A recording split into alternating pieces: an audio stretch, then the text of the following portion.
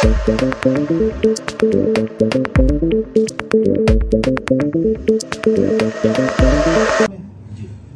जो जाति है वो हिंदुओं को वास्तविक समाज बनाने में और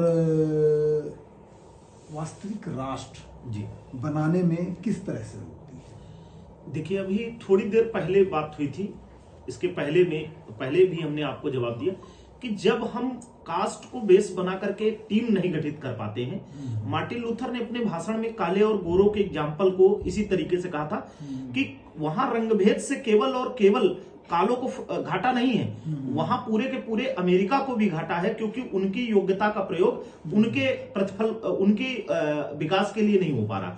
जैसे अगर कोई ब्लैक बहुत ही ताकतवर है और वो किसी एक फील्ड में गोल्ड मेडल ला सकता है, जैसे मोहम्मद अली का नाम सुना होगा आपने, तो वो पूरे अमेरिका का नाम होता है, ना कि उसका ब्लैक का। लेकिन वहां के आधार पर अगर हम एक टीम नहीं बना सकते तो राष्ट्र बनाना तो बड़ी दूर की बात। डॉक्टर बाबा साहब अंबेडकर ने इसका बहुत अच्छा जवाब भी दिया है कि आप एक सिख से लड़ाई हो जाए और किसी दूसरे समुदाय के व्यक्ति से लड़ाई हो जाए, उस सिख के लिए सारे सिख समर्पित हो जाएंगे, उसके साथ मुस्लिम के साथ अगर हो जाएगा तो पूरे मुस्लिम हो जाएंगे।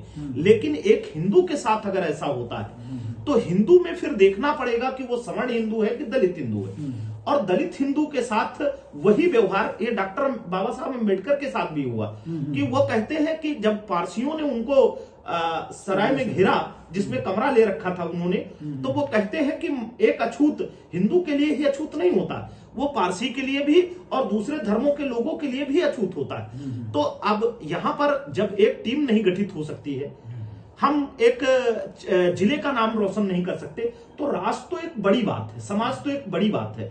हिंदुओं में यह देखा जाता है कि उसके साथ जिसके साथ जाति हो रही है वो किस वर्ग से, अगर वो निम्न तबके का है तो उस पर रिएक्शन बहुत मुश्किल होगा, लेकिन उच्च तबके का है तो अब दलित भी उस पर रिएक्शन नहीं करेंगे क्योंकि वो उच्च कुलीन है। तो अब इससे घाटा पहले दलितों को ज्यादा था।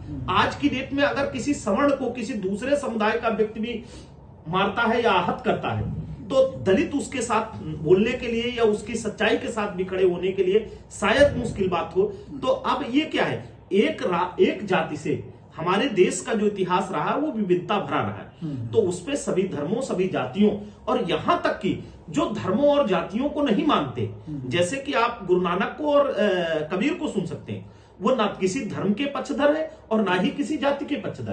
तो जातियों और धर्मों को मानने वालों के अलावा जो इन पर विश्वास नहीं रखते, एक मनुष्य मात्र के नाते एक मनुष्य या दूसरे मनुष्य से प्रेम की भावना पर विश्वास रखते हैं, उनको भी स्थान और सम्मान देना होगा।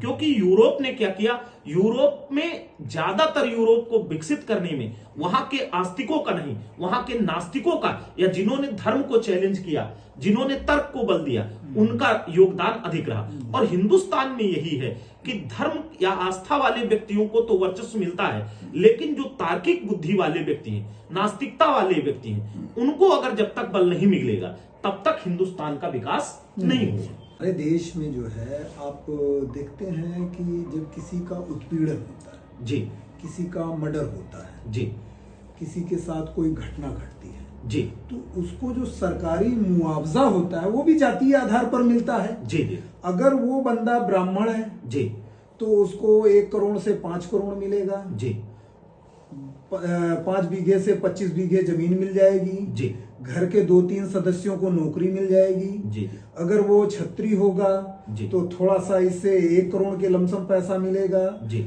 5 से 10 बीघे जमीन मिल जाएगी, जी, एक व्यक्ति को नौकरी मिल जाएगी। जी, लेकिन अगर वही ओबीसी का बंदा होगा जी, तो उसे 2 से 2.5 बीघा जमीन मिलेगी जी, और 25 से 50 लाख रुपए मिल जाएंगे। जी। लेकिन यही अगर दलित जात से होगा जी। तो 5 बिस्वा 10 बिस्वा जमीन मिलेगी, जी। 2 लाख 4 लाख 4.5 लाख 5 लाख रुपए मिलेंगे।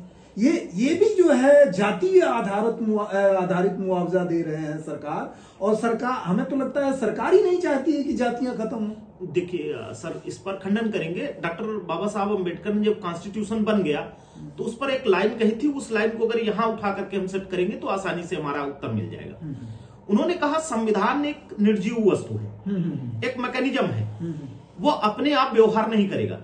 उन्होंने कहा कि किसी देश का संविधान चाहे जितना अच्छा हो और चाहे जितना बुरा हो, अगर वहां के चलाने वाले लोग अच्छे या बुरे हैं तब तो वहां की व्यवस्था, अगर संविधान अच्छा है चलाने वाले लोग बुरे हैं तो फिर देश अच्छा नहीं चलेगा, और अगर संविधान बुरा भी है और चलाने वाले लोग अच्छे हैं तो वो देश बहुत अच्छे से चल जाएगा। जैसे 2 देशों का एग्जाम्पल, ब्रिटेन में अलिखित संविधान, कि ब्रिटेन का संविधान लिखित नहीं है, फिर भी ब्रिटेन में जितनी रूलिंग और जितने कानूनबद्ध लोग हैं उतने हिंदुस्तान में नहीं। और हिंदुस्तान का संविधान दुनिया का सबसे बड़ा लिखित संविधान और सबसे गरिमामयी और सबसे तार्किक संविधान माना जाता है। तो अब यहां पर जो आपने बात कही है कि मुआवजा, तो मुआवजा जाति पर नहीं मिलता, इस बात पर मिलता है कि सरकार में बैठा कौन। तो सरकार किसी जाति की नहीं होती, सरकार के पदों पर जो बैठे लोग हैं उनके दिमाग में जातिवाद। अब अगर वो व्यक्ति, सरकार में बैठा व्यक्ति तो उच्च कुलीन है, कुल मिला के आप ये कहना चाहते हो कि सरकार जातिवादी है? नहीं, सरकार जातिवादी नहीं होती सर, व्यक्ति जातिवादी होते। और जातिवादी व्यक्ति चाहे सुप्रीम कोर्ट में बैठा दीजिए, चाहे आप सरकार में बैठा दीजिए, चाहे केंद्र में बैठाइए, चाहे राज्य में बैठाइए। नहीं, अगर जो है जो सरकार चला रहा है व्यक्ति वो जातिवादी है तो सरकार भी तो जातिवादी हुई। नहीं, तो अभी जैसे आपने देखा होगा कर्पूरी ठाकुर जी को भारत रत्न मिला, तो कर्पूरी ठाकुर जी उस समुदाय से है जिस समुदाय का गौरवशाली इतिहास रहा, नाई समुदाय का, लेकिन अब वो धर्मनिरपेक्ष थे, इसलिए उस पैमाने पर बिहार धर्मनिरपेक्ष होकर के उनके काल में चला। और उन्होंने किसी एक जाति के लिए नहीं, चाहते तो अपनी जाति का वर्चस्व वो भी कायम करते, तो उनको भारत रत्न मिला, लेकिन लाभान्वित हो सकते। भाई कर्पूरी ठाकुर जी जो है धर्मनिरपेक्ष थे जी, लेकिन जिन्होंने आज उन्हें भारत रत्न दिया है जी, वो तो धर्मनिरपेक्ष नहीं है ना। तो इस देखिए वो नहीं है, लेकिन उनको दिखने के लिए उस मैकेनिज्म का सहारा लेना पड़ रहा। मुझे तो ये लगता है कि उन्होंने इसलिए दिया है क्योंकि उनसे संबंधित जो जातियां हैं, ओबीसी की जो जातियां हैं, उनको वो साध सके, इसलिए उन्होंने दिया है। वो सधेंगे तो केवल बिहार में सधेंगे।